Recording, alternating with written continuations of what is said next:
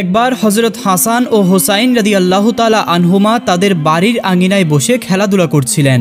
এমন সময় একটি বালক তাদের কাছে দৌড়ে এসে বললেন, হে ভাই হাসান ও হোসাইন, তোমাদের নতুন জামা কোথায়? আজ তো ঈদের দিন, আমরা এই মহল্লার সকল ছেলেমেয়েরাই তো নতুন সাজে সজ্জিত হয়েছি, আর তোমরা প্রতিদিনের মতো আজও পুরাতন কাপড় পরিধান করে খেলাধুলা করছো। এর কারণ কি? তোমাদের আব্বা আম্মা কি তোমাদের জন্য নতুন জামা বানায়নি? ক্ষুদ্র বালক ইমাম হাসান ও হোসাইন এত সব বোঝার বয়স এখনো হয়ে ওঠেনি, যার কারণেই তারা তাদের পিতামাতার অবস্থা সম্পর্কে এখনো জ্ঞাত নয়।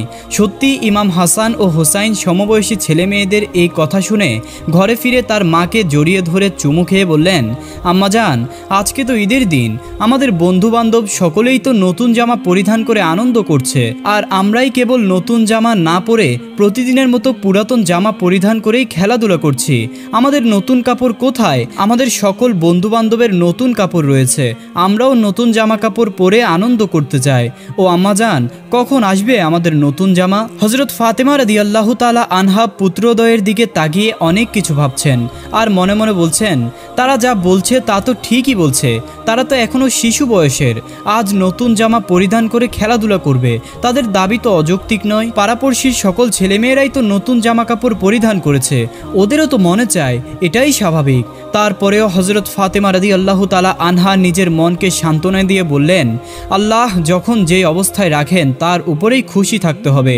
অবশেষে তিনি কোনো উপায়ন্তর না দেখে ছেলে মেয়েদেরকে বললেন, বাবারা, এখন পর্যন্ত তোমাদের নতুন জামা তৈরি হয়নি, তৈরি হওয়া মাত্রই তোমাদের কাছে তা পৌঁছে যাবে, তোমাদেরকে আর চাইতে হবে না। মায়ের কথা শুনে পুত্ররা বলল, আম্মা, কখন আর তৈরি হবে? আজকে তো ঈদের দিন চলে এসেছে, এখনো তৈরি হয়নি, সকলেই তো নতুন জামা কাপড় পরিধান করেছে, আর আমরা এখনো পাইনি। ছেলেদের কবল থেকে বাঁচার জন্য হযরত ফাতেমা রাদিয়াল্লাহু তাআলা আনহা কোনো উপায়ন্তর না দেখে তাদেরকে বললেন, বাবারা, বাইরে থেকে একটু খেলাধুলা করে আসো, তারপরে তোমাদের নতুন জামা কাপড় তোমাদের কাছে পৌঁছে যাবে। মায়ের কথা শুনে হযরত হাসান ও হোসাইন রাদিয়াল্লাহু তাআলা আনহুমা বাইরে খেলাধুলা করার জন্য চলে গেলেন, আর তারা ভাবতে লাগলেন কিছুক্ষণ পরেই তাদের নতুন জামা চলে আসবে।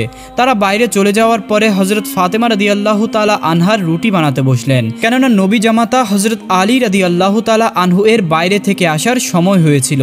নবীর দুলালী হযরত ফাতেমা রাদিয়াল্লাহু তাআলা আনহা হাতে রুটি বানাচ্ছেন, আর মনে মনে ভাবছেন, ছেলেরা তো বাইরে থেকে ফিরে আসলেই নতুন জামার জন্য আবদার ধরবে, তখন আমি তাদেরকে কি বলে সান্ত্বনা দিব? হযরত ফাতেমা রাদিয়াল্লাহু তাআলা আনহা এমনই চিন্তা করছেন, তখনই দুই ভাই আবার গৃহে ফিরে আসলেন। গৃহে ফিরে মাকে জড়িয়ে ধরে বললেন, আম্মাজান, কোথায় আমাদের নতুন জামা? তাড়াতাড়ি আমাদের নতুন জামা পরিয়ে দাও।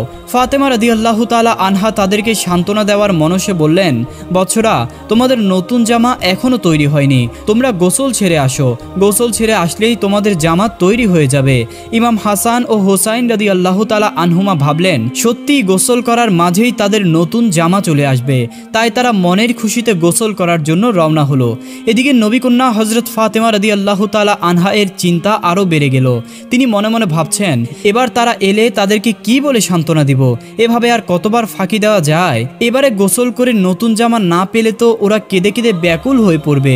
এসব চিন্তা ভাবনা করে হযরত ফাতেমা রাদিয়াল্লাহু তাআলা আনহা অস্থির হয়ে পড়লেন।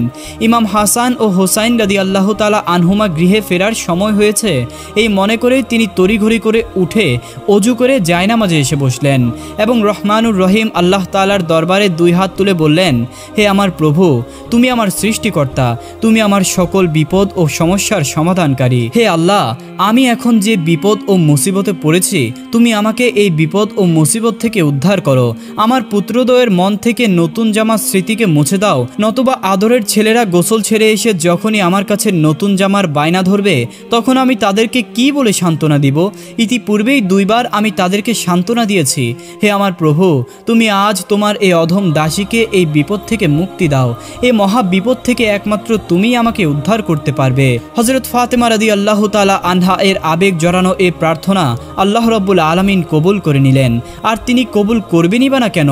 তিনি বলেছেন, কেউ যদি আমাকে মন থেকে একবার ডাকে, আমি তার ডাকে 10 বার সাড়া দেই। নবী দুলালী হযরত ফাতেমা রাদিয়াল্লাহু তাআলা আনহা জায়নামাজে কাঁদছেন। ঘরের বাইরে কি হচ্ছে সেই দিকে তার কোনোই খেয়াল নেই, তার দুচোখ দিয়ে কেবল বিগলিত অশ্রুঝরা প্রবাহিত হচ্ছিল। ওদিকে গৃহের দরজায় জনৈক ব্যক্তি বারবার আওয়াজ করছিল, কিন্তু আল্লাহর ধ্যানে মগ্ন হযরত ফাতেমা রাদিয়াল্লাহু তাআলা আনহা সেই আওয়াজ শুনতে পাচ্ছিলেন না। এমনই সময় ইমাম হাসান হোসাইন রাদিয়াল্লাহু তাআলা আনহুমা গোসল ছেড়ে তাদের গৃহের দরজায় এসে দণ্ডায়মান হলেন। তারা দেখতে পেলেন গৃহের দরজায় এক ব্যক্তি পোটলা হাতে দাঁড়িয়ে আছে। তিনি মা ফাতেমার আদরের দুলালি ইমাম হাসান ও হোসাইন রাদিয়াল্লাহু তাআলা আনহুমার হাতে পোটলাটি দিয়ে বললেন, বৎসরা, এই নাও তোমাদের ঈদের নতুন জামা। তারা মনের আনন্দে পোটলাটি হাতে নিয়ে মায়ের কাছে গেলেন এবং তাকে বললেন, আম্মাজান, জনৈক ব্যক্তি আমাদের ঈদের নতুন জামা কাপড় দিয়ে গেছেন। নবী কন্যা হযরত ফাতেমা রাদিয়াল্লাহু তাআলা আনহা পোটলাটি হাতে নিয়ে খুলে দেখলেন এটা বেহেশতি পোশাক। অতঃপর তিনি বুঝতে পারলেন রহমানুর রহিম আল্লাহ তাআলা তার প্রার্থনাকে কবুল করে হযরত জিবরাইল আলাইহিস সালামের মাধ্যমে নতুন জামা কাপড় পাঠিয়ে দিয়েছেন। আল্লাহ রাব্বুল আলামিনের এই অভাবনীয় সাহায্য পেয়ে তিনি আল্লাহর দরবারে লাখ লাখ শুকরিয়া আদায় করলেন। অপর একদিনের ঘটনা। কতিপয় রমণী হযরত ফাতেমা রাদিয়াল্লাহু তাআলা আনহা এর কাছে নসিহত শোনার উদ্দেশ্যে আগমন করলেন। তারা হযরত ফাতেমা রাদিয়াল্লাহু তাআলা আনহাকে বললেন, হে আল্লাহর নবীর কন্যা, আমাদেরকে কিছু নসিহত করুন যাতে আমরা সেই নসিহত অনুযায়ী চলে দুনিয়া ও আখিরাত উভয় জাহানের কল্যাণ লাভ করতে পারি। ফাতেমা রাদিয়াল্লাহু তাআলা আনহা তাদের এমন আবেগমাখা প্রার্থনা শুনে বললেন, হে বোনেরা, আমার পিতা হযরত মুহাম্মদুর রাসূলুল্লাহ সাল্লাল্লাহু আলাইহি ওয়াসাল্লাম বলেছেন, বিশ্বজাহানের মালিক আল্লাহ রাব্বুল আলামিন ছাড়া যদি অন্য কাউকে সিজদাহ করার বিধান থাকতো তাহলে নারী জাতিকে আমি বলতাম যেন তারা তাদের স্বামীদেরকে সিজদাহ করে। আল্লাহর নবীর এই বাণী থেকেই আপনারা একটু চিন্তা করে দেখুন যে স্বামীর মর্যাদা কতটা অপরিসীম এবং স্বামীর সাথে আমাদেরকে কিভাবে ব্যবহার আচার করা উচিত। এই কথা বলার পরে তিনি তাদেরকে একটি কাহিনী শোনালেন। তিনি বললেন, কোনো এক সময় আমি আমার আব্বাজানের কাছে বসেছিলাম। এমনই সময় আমি দেখতে পেলাম জনৈকা দাসী আব্বাজানের কাছে এসে আদবের সাথে আরজ করলেন, ইয়া রাসূলুল্লাহ, আমার সওদাগরের মনিব বিদেশে যাওয়ার পূর্বে তার স্ত্রীকে বলে গিয়েছেন সে যেন কোনো সময় দোতলা থেকে নিচতলায় না নামে। কিন্তু সেই বাড়ির নিচতলায় আমার মনিব পত্নীর বৃদ্ধ পিতামাতা বসবাস করেন। এখন তারা উভয়েই কঠিন রোগে আক্রান্ত হয়ে পড়েছেন। তাদের দেখাশোনা ও সেবাযত্ন করার মতো আমার মনিব পত্নী ছাড়া আর কেউই নেই। কিন্তু তিনি তো স্বামীর হুকুমে আবদ্ধ। স্বামীর হুকুম ছাড়া তিনি নিচতলায় আসতে পারছেন না। এই মুহূর্তে যদি আপনি নির্দেশ দিতেন তাহলে তিনি নিচে নেমে এসে তার বৃদ্ধ ও রোগাক্রান্ত পিতামাতার সেবা যত্ন করতে পারতেন। প্রিয় নবী সাল্লাল্লাহু আলাইহি ওয়াসাল্লাম এই কথা শুনে বললেন, না, আমি তাকে এমন নির্দেশ দিতে পারি না। যেহেতু তার স্বামী তাকে দোতলায় থাকতে আদেশ দিয়েছেন, অতএব তার এই নির্দেশ পালন করা উচিত। নবীজির এই কথা শুনে সেই দাসী চলে গেল।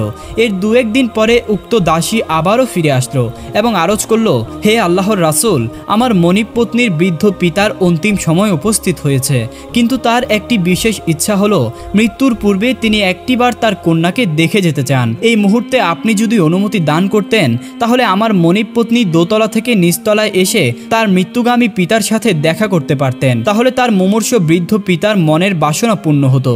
কিন্তু এবারও প্রিয় নবী সাল্লাল্লাহু আলাইহি ওয়াসাল্লাম বললেন, হে আল্লাহর বান্দি, আমি তোমার মনিবাকে কোনোভাবেই দোতলা থেকে নিচতলায় আসার অনুমতি দিতে পারি না। যেহেতু তার স্বামীই তাকে দোতলায় থাকার নির্দেশ দিয়েছেন, অতএব তার উচিত দোতলায় অবস্থান করা। প্রিয় নবী সাল্লাল্লাহু আলাইহি ওয়াসাল্লাম এর এই কথা শুনে সেই দাসী আবারও ফিরে চলে গেল। কিন্তু একটু পরেই সে ফিরে এসে আবার বলল, হে আল্লাহর নবী, এই মাত্র বৃদ্ধ লোকটি মৃত্যুবরণ করেছে। তার ভাগ্যে আর তার কন্যাকে দেখা হলো না। কিন্তু এই মুহূর্তে আমার মনিবার বৃদ্ধা পিতার অবস্থাও সংকটাপন্ন। তিনিও মৃত্যুর সাথে লড়াই করে চলেছেন। এই মুহূর্তে আপনি হুকুম করলে হয়তো বৃদ্ধা মা তার আদরের কন্যাকে শেষবারের মতো দেখে তিনি এই দুনিয়া থেকে বিদায় গ্রহণ করতে পারতেন। আল্লাহর হাবিব সাল্লাল্লাহু আলাইহি ওয়াসাল্লাম এবারও পূর্বের মতোই জবাব দিলেন, আমি কোনোভাবেই তাকে এই নির্দেশ দিতে পারি না। এবারও দাসী প্রিয় নবী সাল্লাল্লাহু আলাইহি ওয়াসাল্লাম এর কথা শুনে চলে গেল। কিছু সময় যেতে না যেতেই সে বৃদ্ধাও দুনিয়া থেকে বিদায় গ্রহণ করলো। এই ঘটনার কিছুদিন পরেই উক্ত স্ত্রী লোকটির স্বামী বাড়িতে ফিরে আসলো। যখন তার কাছে তার স্ত্রীর সকল ঘটনাগুলি খুলে বলল, লোকটি অতীব দুঃখের সাথে বলল, হে আল্লাহর বান্দি, আমি তোমাকে এমন আদেশ দিইনি। এমন সংকটাপন্ন মুহূর্তে তোমার উচিত ছিল দোতলা থেকে নিচতলায় এসে তোমার পিতামাতার সাথে দেখা করা। আমার উদ্দেশ্য ছিল অন্য। তুমি আমার আদেশটিকে অত্যন্ত কঠোরভাবে নিয়েছ। আসলে তুমিই ভুল করেছ।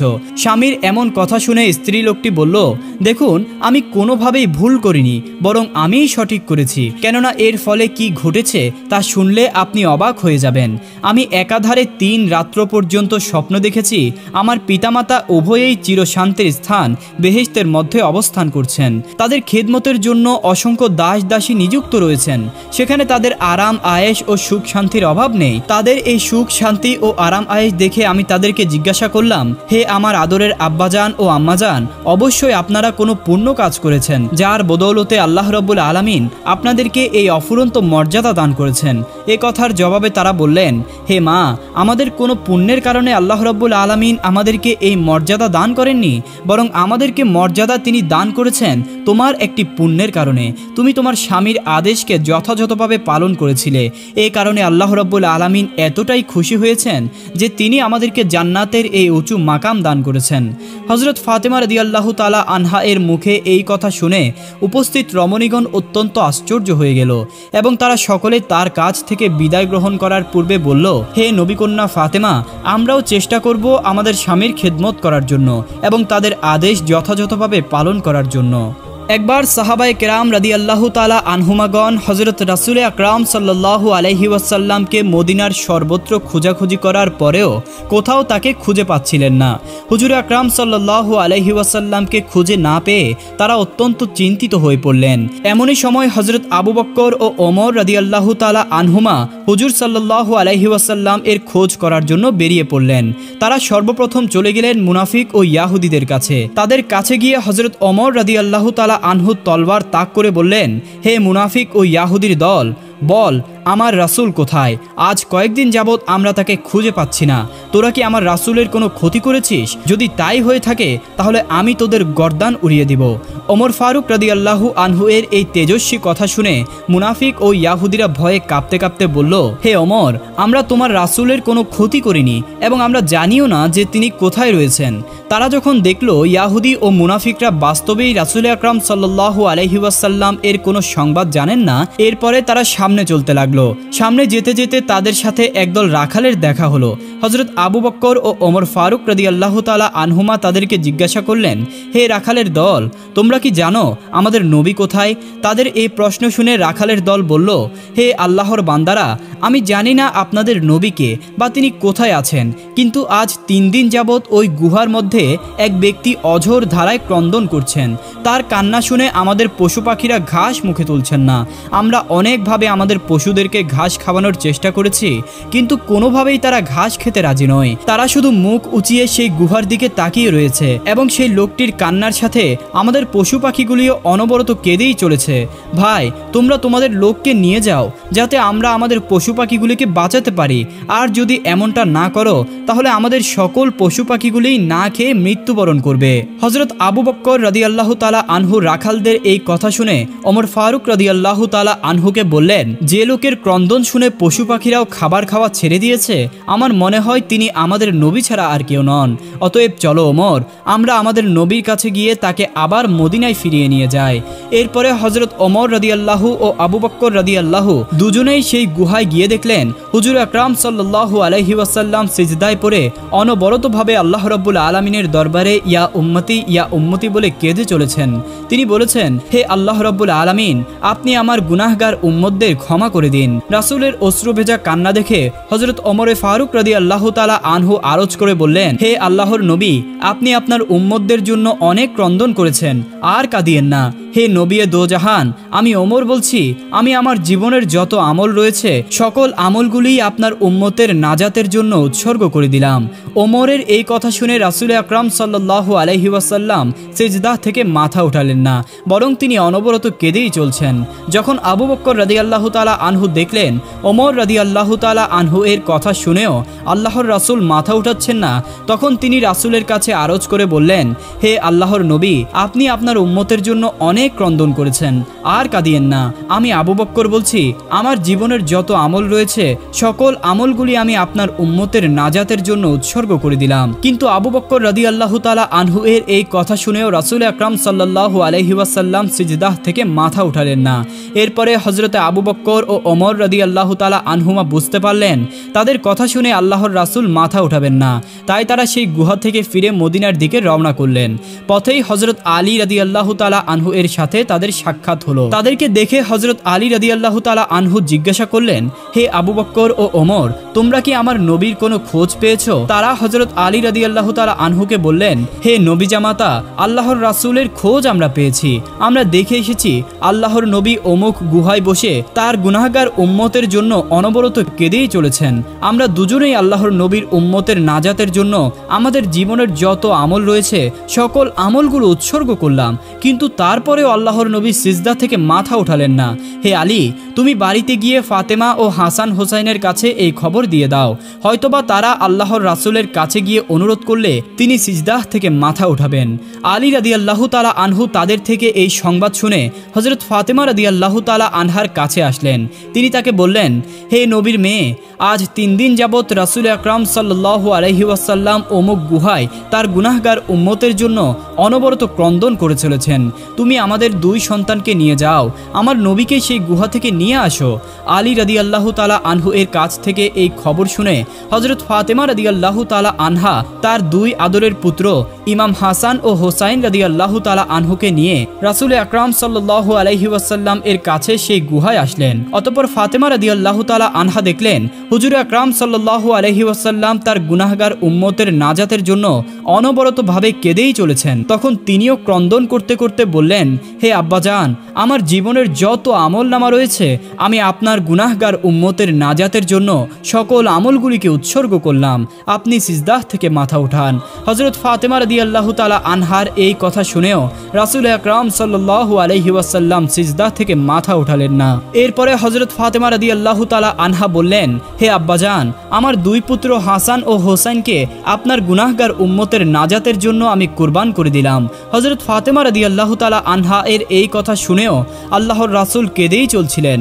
যখন ফাতেমা রাদিয়াল্লাহু তাআলা আনহা 2 পুত্রকে গুনাহগার উম্মতের মুহাম্মদের জন্য উৎসর্গ করে দিলেন, সাথে সাথে আল্লাহর আরশ কেঁপে উঠল। তখন আল্লাহ রাব্বুল আলামিন জিবরাইল আলাইহিস সালামকে ডেকে বললেন, হে জিবরাইল, তুমি যাও আমার নবীকে গিয়ে বলো তিনি যেন সিজদা থেকে মাথা উঠিয়ে নেন। তার মেয়ে ফাতেমার কুরবানি আমি কবুল করেছি। আমার বান্দি ফাতেমা তার 2 পুত্র হাসান ও হোসাইনকে উম্মতে মুহাম্মদের নাজাতের জন্য কুরবান করে দিয়েছে। আমি আল্লাহ এই কুরবানি কবুল করলাম এবং আমি আমার রাসূলকে কথা দিচ্ছি আমি তাকে না জিজ্ঞাসা করে তার একজন উম্মতকেও জাহান্নামে দিব না। আল্লাহ রাব্বুল আলামিনের পক্ষ থেকে এই হুকুম পেয়ে হযরত জিবরাইল আলাইহিস সালাম সেই গুহায় রাসূল আকরাম সাল্লাল্লাহু আলাইহি ওয়াসাল্লাম এর কাছে আসলেন এবং তিনি আল্লাহর রাসূলকে সংবাদ দিলেন, হে আল্লাহর রাসূল, আপনি আপনার গুনাহগার উম্মতের জন্য অনেক ক্রন্দন করেছেন। আপনার আদরের কন্যা ফাতেমা তার 2 পুত্র হাসান ও হোসাইনকে আপনার গুনাহগার উম্মতের জন্য কোরবান করে দিয়েছেন। আল্লাহ রাব্বুল আলামিন এই কুরবানি কবুল করেছেন এবং তিনি আপনাকে কথা দিয়েছেন কিয়ামতের দিন আপনাকে জিজ্ঞাসা না করে আপনার কোনো উম্মতকেই তিনি জাহান্নামে দিবেন না। যখন আল্লাহর রাসূল হযরত জিবরাইল আলাইহিস সালামের কাছ থেকে এই সংবাদ জানতে পারলেন, তখন তিনি আলহামদুলিল্লাহ পড়ে সিজদাহ থেকে মাথা উঠালেন এবং হযরত ফাতেমা রাদিয়াল্লাহু তাআলা আনহা ও ইমাম হাসান ও হোসেনকে নিয়ে মদিনার দিকে রওনা করলেন। একদা হযরত আলী রাদিয়াল্লাহু তাআলা আনহু ফজরের নামাজ আদায় করার জন্য মসজিদে গেছেন। এদিকে ফাতেমা রাদিয়াল্লাহু তাআলা আনহার গায়ে অত্যন্ত জ্বর। এই অবস্থায় তিনি ঘরের সমস্ত কাজ শেষ করেছেন। আলী রাদিয়াল্লাহু তাআলা আনহু মসজিদ থেকে এসে দেখেন ফাতেমা কাঁদছেন। আলী রাদিয়াল্লাহু তাআলা আনহু প্রশ্ন করলেন, হে ফাতেমা, তুমি কাঁদছো কেন? ফাতেমা কোনো উত্তর দিল না। ফাতেমা আরো জোরে জোরে কাঁদতে লাগলেন। আলী রাদিয়াল্লাহু তাআলা আনহু কয়েকবার প্রশ্ন করার পরে ফাতেমা রাদিয়াল্লাহু তাআলা আনহা কাঁদতে কাঁদতে বললেন, ও আলী, আমি স্বপ্নের মধ্যে দেখেছি আমার আব্বাজান হযরত মুহাম্মদ সাল্লাল্লাহু আলাইহি ওয়াসাল্লাম আমার ঘরের মধ্যে ঢুকে কি যেন তালাশ করছেন। ঘর থেকে বের হওয়ার সময় আমি পিছন দিক থেকে আমার আব্বাজানকে ডাক দিলাম, ও আব্বাজান, আপনি কি তালাশ করছেন? আমার আব্বাজান তখন বললেন, আমার ফাতেমা, আমি তো তোমাকেই তালাশ করছি, তোমাকে নিয়ে যাওয়ার জন্য। তিনি আরো বললেন, ও আমার ফাতেমা, আজকে তো তুমি রোজা রাখবে, সাহারি করবে আলীর দস্তরখানায় আর ইফতারি করবে আমার দস্তরখানায়। আলী রাদিয়াল্লাহু তাআলা আনহু এই স্বপ্ন শোনার পরে দুজনের বুঝতে বাকি থাকলো না যে ফাতেমা আজকে ইন্তেকাল করবেন। দুজনেই আরো জোরে জোরে কাঁদতে লাগলেন। এই সময়ের মধ্যেই হযরত হাসান ও হোসাইন রাদিয়াল্লাহু তাআলা আনহুমা এসে জিজ্ঞাসা করলেন, আব্বাজান, আম্মাজান, আপনারা দুজন কাঁদছেন কেন? ফাতেমা রাদিয়াল্লাহু তাআলা আনহার একটা অভ্যাস ছিল, যখন হাসান ও হোসাইন রাদিয়াল্লাহু তাআলা আনহুমা তাকে কোনো কাজে বিরক্ত করতেন তখন তাদেরকে নানাজানের কবরের কাছে যেতে বলতেন। আজকেও ফাতেমা রাদিয়াল্লাহু তাআলা আনহা তাদেরকে বললেন, হে আমার কলিজার টুকরা হাসান ও হোসাইন, তোমরা দুই ভাই এখন নানাজানের কবরের কাছে চলে যাও। মায়ের এই কথা শুনে হযরত হাসান ও হোসাইন রাদিয়াল্লাহু তাআলা আনহুমা রাসূল আকরাম সাল্লাল্লাহু আলাইহি ওয়াসাল্লাম এর রওজা মোবারকের কাছে আসলেন। সাথে সাথে রওজা মোবারক থেকে আওয়াজ আসলো, হে আমার আদরের নাতিরা, এই মুহূর্তে তোমরা আমার কাছে এসেছো কেন? আমার কাছে তো সব সময় আসতে পারবে। এখন যাও, গিয়ে তোমরা মায়ের চেহারার দিকে তাকিয়ে থাকো। আজকের পর থেকে আর তোমরা তোমাদের মাকে দেখতে পাবে না। এই কথা শোনার পরে তারা দুই ভাই কাঁদছেন আর দৌড়তে দৌড়তে আম্মার নিকট চলে আসলেন। সেখানে গিয়ে তারা হযরত ফাতেমা রাদিয়াল্লাহু তাআলা আনহাকে বললেন, হে আমার আব্বাজান, হে আমার আম্মাজান, তোমরা দুজন কাঁদছো কেন? আমরা বুঝেছি। নানাজান আমাদেরকে বলে দিয়েছেন যে আজকের দিনটা তোমার এই দুনিয়াতে শেষ দিন। আজকের পর তুমি আর আমাদের মাঝে থাকবে না। তাই নানাজান আমাদেরকে আদেশ দিয়েছেন আমরা যেন তোমার চেহারার দিকে তাকিয়ে থাকি। বিকেলের দিকে হযরত ফাতেমা রাদিয়াল্লাহু তাআলা আনহা এর শরীর আরো বেশি খারাপ হলো। তাকে বিছানায় শোয়ানো হলো। মা ফাতেমা তার মৃত্যুর পূর্বক্ষণে হযরত আলী রাদিয়াল্লাহু তাআলা আনহুকে তিনটি কথা বললেন। হে আলী, আমার প্রথম কথা হচ্ছে, যেদিন থেকে আমি আপনার ঘরে এসেছি ওই দিন থেকে আজ পর্যন্ত আমি আপনাকে অনেক কষ্ট দিয়েছি। আপনি যদি আমাকে ক্ষমা না করেন তাহলে আমার কারণে আমার আব্বাজান অনেক লজ্জিত হবেন। বলেন হে আলী, আপনি আমাকে ক্ষমা করলেন কিনা? হযরত আলী রাদিয়াল্লাহু তাআলা আনহু তখন ফাতেমা রাদিয়াল্লাহু তাআলা আনহার কথা শুনে উত্তর দিলেন, হে ফাতেমা, তুমি এসব কি বলছো? এগুলো আমি আলী তোমার যোগ্য ছিলাম না। তোমার আব্বাজান দয়া করে মেহেরবানি করে তোমার হাত আমাকে দিয়েছেন। বিয়ের দিন থেকে আজ পর্যন্ত আমি আলী তোমাকে কোনোদিনও ঠিক মতো দুবেলা খাবার খাওয়াতে পারিনি। ও ফাতেমা, তুমিই আমাকে বলো আমাকে ক্ষমা করেছো কিনা। তুমি যদি আমাকে ক্ষমা না করো তাহলে আমাকেও কিয়ামতের দিন কঠিন শাস্তি ভোগ করতে হবে। ফাতেমা রাদিয়াল্লাহু তাআলা আনহা দ্বিতীয় কথায় বললেন, ও আলী, আপনার সাথে আমার দ্বিতীয় কথা হলো, আমি মারা যাওয়ার পরে আপনি আপনার পছন্দ মতো দুনিয়ার যে কোনো মহিলাকে বিয়ে করে নেবেন। আমি আপনাকে অনুমতি দিয়ে গেলাম। আর আমার বাচ্চা দুটিকে সপ্তাহে একদিন আপনার সাথেই আপনার কোলে নিয়ে ঘুমাবেন। আমার তৃতীয় কথা হলো, হাসান এবং হোসাইন যখন বালেগ হয়ে যাবে তখন তাদের দুই ভাইকেই আল্লাহর রাস্তায় সোপর্দ করে দিবেন এবং আমাকে রাতের বেলায় দাফন করবেন। হযরত আলী রাদিয়াল্লাহু তাআলা আনহু বললেন, তুমি নবীর মেয়ে, আমি সবখানে খবর দিয়ে তারপর তোমাকে দাফন করব, এতে সমস্যা কি? হযরত ফাতেমা রাদিয়াল্লাহু তাআলা আনহা বললেন, আমার কাফনের উপর দিয়ে সবাই অনুমান করবে যে নবীর মেয়ে কতটুকু লম্বা ছিল, তার কতটুকু স্বাস্থ্য ছিল। এতে আমার পর্দা ভঙ্গ হবে, আর আমি চাই না মৃত্যুর পরে আমার পর্দা লঙ্ঘিত হোক। নবী জামাতা হযরত আলী রাদিয়াল্লাহু তাআলা আনহুর সাথে এই কথাবার্তা বলার পরে নবী কন্যা হযরত ফাতেমা রাদিয়াল্লাহু তাআলা আনহা উম্মে সালামা রাদিয়াল্লাহু তাআলা আনহাকে ডেকে বললেন, আপনি অতি সত্বর আমার গোসলের জন্য পানি ও কাপড়ের ব্যবস্থা করেন। উম্মে সালামা রাদিয়াল্লাহু তাআলা আনহা হযরত ফাতেমার নির্দেশ অনুযায়ী তড়িৎ গতিতে গোসলের সব কিছু তার সামনে উপস্থিত করলেন। নবী দুলালী হযরত ফাতেমা রাদিয়াল্লাহু তাআলা আনহা মনের খুশিতে জীবনের শেষ গোসল নিজেই করে নিলেন। উম্মে সালামা রাদিয়াল্লাহু তাআলা আনহা বললেন, ওই দিন নবী কন্যা হযরত ফাতেমা রাদিয়াল্লাহু তাআলা আনহা এত সুন্দরভাবে গোসল করেছিলেন, এমনভাবে গোসল করতে আমি আর কোনোদিনও তাকে দেখিনি। হযরত ফাতেমা রাদিয়াল্লাহু তাআলা আনহা ভালোভাবে গোসল করে পরিষ্কার পরিচ্ছন্ন হয়ে সাদা কাপড় পরিধান করলেন এবং বিবি আসমাকে নির্দেশ দিলেন, হে বোন আসমা, আপনি আমার কক্ষের মধ্যে কর্পূর ঢেলে দিন। তারপর তিনি শয্যায় শায়িত হয়ে বিবি আসমাকে ডেকে বললেন, আপনারা সকলেই আমার হুজরা থেকে বের হয়ে যান। তারা নবী কন্যার এই নির্দেশ পেয়ে হুজরা থেকে বের হয়ে বাইর হতে হুজরার দরজা বন্ধ করে দিল। নবী জগতের উজ্জ্বল নক্ষত্র নবীর দুলালী হযরত ফাতেমা রাদিয়াল্লাহু তাআলা আনহা এর জীবনের শেষ অবস্থা দেখে মনে হচ্ছিল তিনি নিজের ইচ্ছা অনুযায়ী গোসল করে পাক পবিত্র হয়ে সেজেগুজে মনের খুশিতে অধীর আগ্রহ নিয়ে বিশ্বজাহানের মালিক আল্লাহ তাআলার সঙ্গে দেখা করার জন্য প্রস্থান করেছেন এবং রহমানুর রহিম আল্লাহ তাআলার এই বিশেষ দাওয়াতে তিনি নিজে এমনইভাবে সাড়া দিয়ে নিজেকে তৈরি করে নিয়েছেন। আল্লাহ তাআলার প্রিয়জনরা তার সান্নিধ্য লাভ করার জন্য মায়াময় পৃথিবী ত্যাগ করতে কিভাবে উদ্গ্রীব হয়, হযরত ফাতেমা রাদিয়াল্লাহু তাআলা আনহা তার জ্বলন্ত প্রমাণ। হযরত ফাতেমা রাদিয়াল্লাহু তাআলা আনহার ইন্তেকালের পরে তার লাশের খাটিয়া বহন করার মানুষ ছিল মাত্র 3 জন, হযরত আলী রাদিয়াল্লাহু তাআলা আনহু, হযরত আব্বাস রাদিয়াল্লাহু তাআলা আনহু ও তার পুত্র আব্বাস ইবনে ফজল রাদিয়াল্লাহু তাআলা আনহু। হযরত আলী রাদিয়াল্লাহু তাআলা আনহু ভাবছিলেন খাটিয়া বহন করার জন্য আরও একজন মানুষের প্রয়োজন, তবে 4 কোণায় 4 জন কাঁধে নিতে পারবেন।